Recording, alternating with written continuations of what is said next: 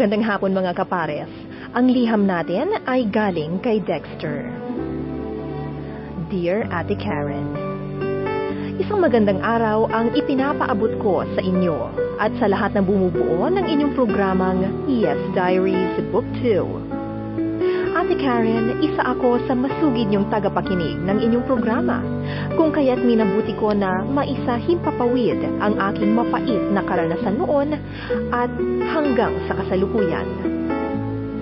Ate Karen, dati akong driver ng isang pampasaherong jeep sa Baguio City. Sa hindi ko inaasahang pagkakataon ay nakaparada ako noon sa terminal nang biglang dumating ang aking ka-live-in na si Gina. At siya ay umiiyak. Hindi ko siya makausap at parang takot na takot. Alas 7 ng gabi noong June 31, 1997 ay minabuti kong dalhin siya sa pinakamalapit na hospital at doon ko napag-alaman na siya ay pinagsamantalahan. Magulong-magulo ang pag-iisip ko noong mga panahon na yon.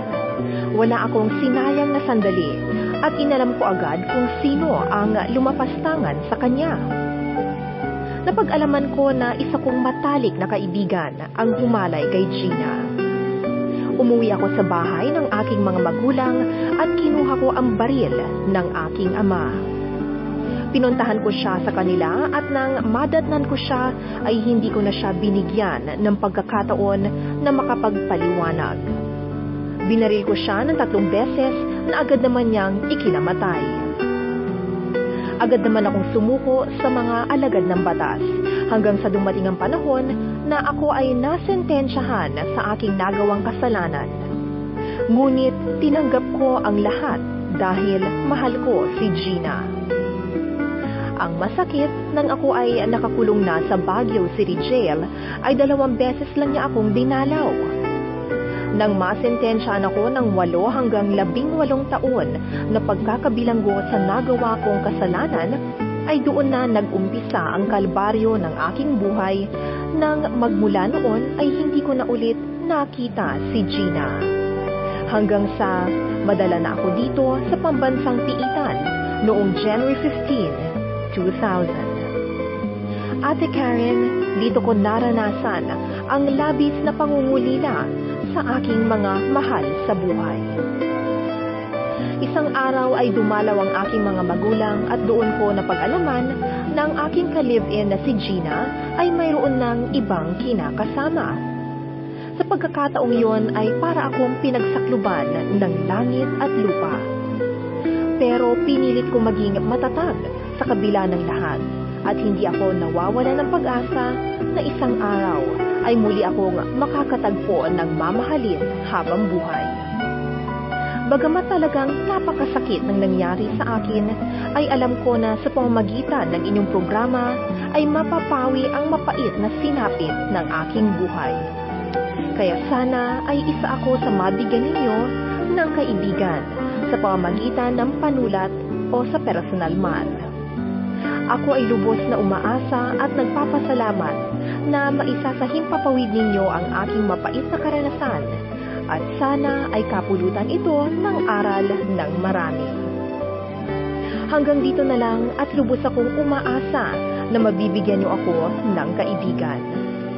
Ito po ang aking address: Dexter Orogo, MSC, Dorm 116, Building 1, Camp Sampaguita, 1776, Muntinlupa City. Lubos na umaasa, Dexter.